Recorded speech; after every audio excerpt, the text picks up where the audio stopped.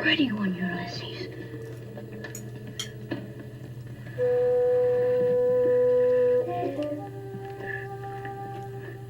There it is. Hello BookTube, I'm Sean Breathes Books.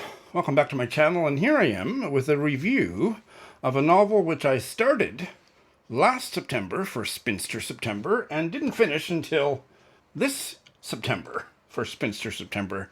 And what a marvelous novel it is.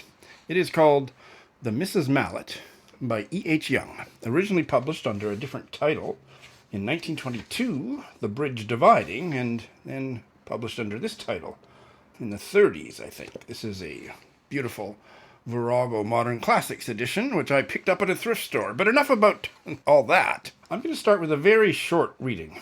All you need to know about this is that there are 3 Mallett sisters. The first speaker is Sophia, the second oldest, and they're elderly spinsters, Sophia and Caroline.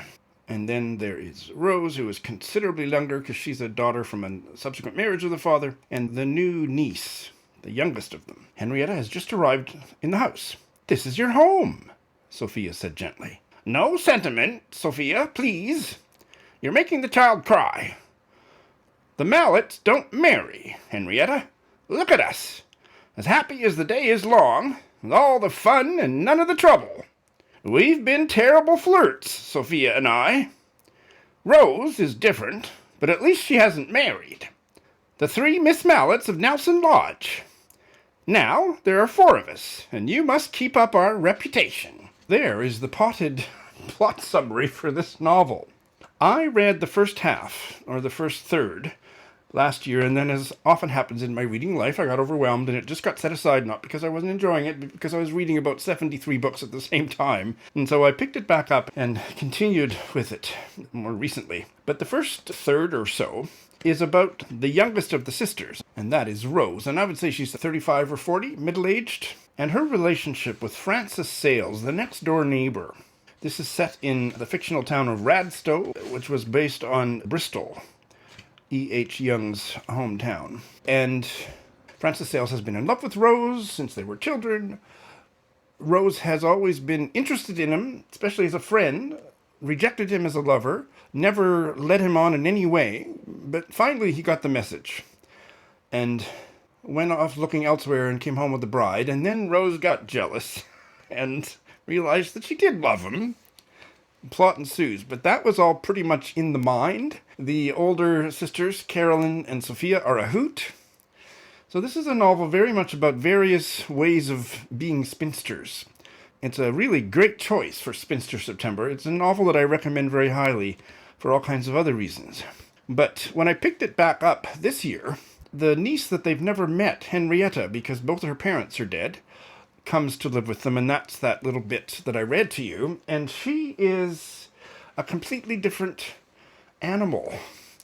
She is vivacious and flirtatious and doesn't have the moral rectitude that the other characters do, and is willing to entertain the possibility of going beyond flirting.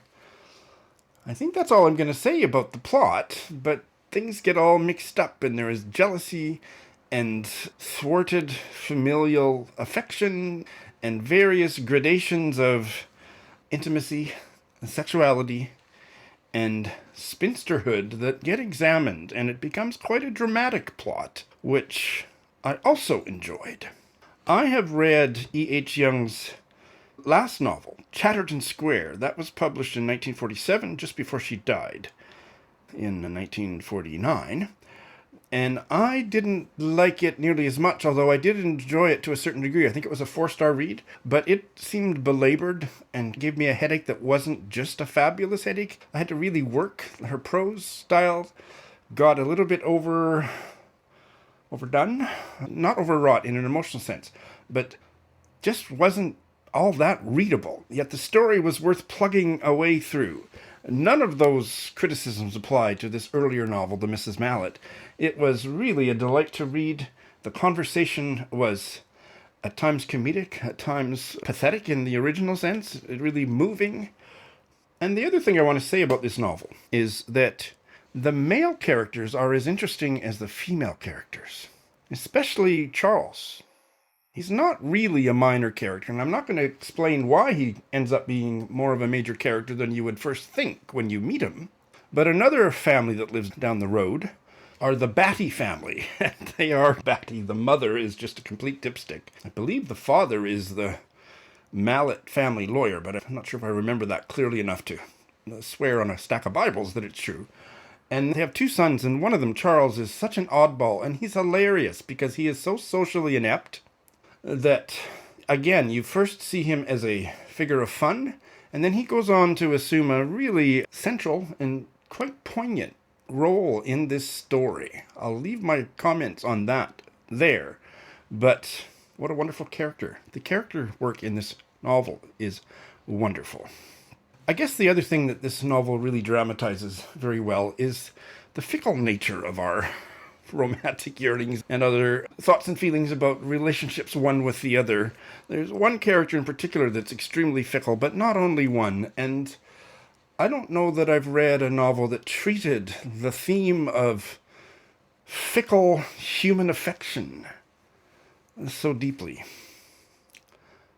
I love this novel. I think you might too. Please give it a try. The Misses Mallett by E.H. Young.